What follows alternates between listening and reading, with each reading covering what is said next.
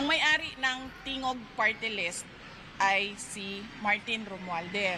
Sinabi niya yan sa akin noon na siya ang may-ari ng Tingog Party List. At ano ang pwede nating sabihin na mag-substantiate, no, na totoo siya ang may-ari ng Tingog Party List ay yung first nominee nila ay asawa niya. So ibig sabihin yung second nominee nila na si Jude Asidre na gusto niyang sumagot ako sa kanya patungkol sa confidential funds ay pagmamay-ari ni Martin Romualdez. Kasi second seat siya ng Tingog Party List. So, ibig sabihin, pinapasagot nila ako kanino kay Martin Romualdez. So, bakit naman ako sasagot sa Tingog Party List? Madami nagtatanong sa akin ngayon, ano bang magagawa